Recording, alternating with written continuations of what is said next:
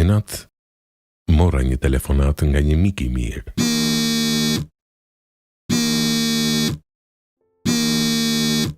Unë ndjefa shumë mirë nga telefonata e tij.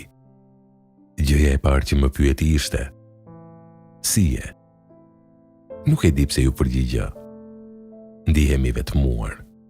Dëshiron të flasim, më tha. Ju përgjigja: po. Edhe i me njëherë më tha: dëshiron të vi në shtëpinë tënde dhe të flasim.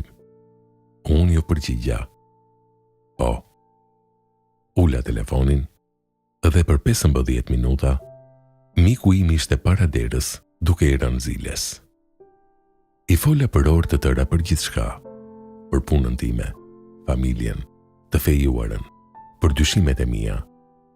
Dhe ai gjatë gjithë kohës më dëgjonte me kujdes. Pa kujtuar, ishte zbardhur. Ndihesha i çlodhur mendërisht. Unë ndjeva mirë nga shoqëria e tij. Mbi të gjitha nga dëgjimi i tij. Më bëri të kuptoj gabimet e mia. Ndihesha shumë më mirë. Dhe kur ai e vuri re që ndihesha mirë, më tha: mirë, tani që ndihesh më mirë, unë po iki në punë. I çuditur i thash: pse nuk më tregove që do ike në punë? Shiko sa është ora, ndërsa ti nuk e fjetur fare. Të humba gjithë kohën këtë natë. Ai qeshi dhe më tha: s'ka problem, për këtë janë miqt. Unë ndjeva i lumtur dhe krenar që kisha një mik të tillë.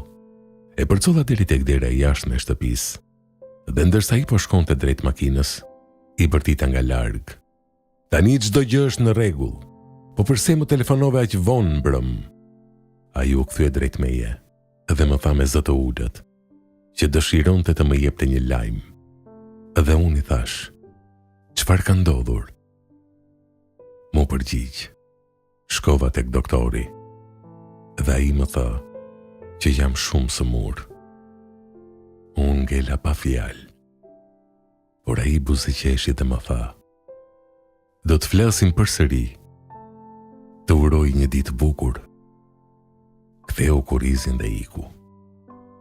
Mu desh pa kohë që të vija në vete dhe pyesja veten: përse kur më pyeti si isha, unë harrova ta pyes për veten e tij dhe fola vetëm për vete.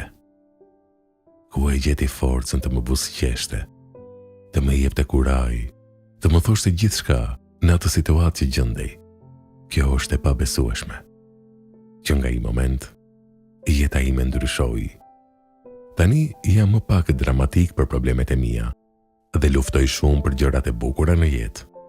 Tani ju kushtoj shumë kohë njerëzve që dua dhe problemeve të tyre.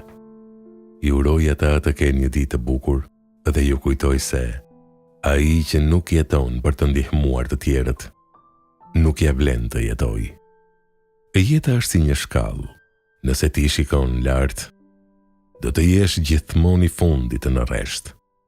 Por nëse ti shikon poshtë, do të shohësh që janë të shumtë njerëzit që do të dëshironin të ishin në vendin tënd.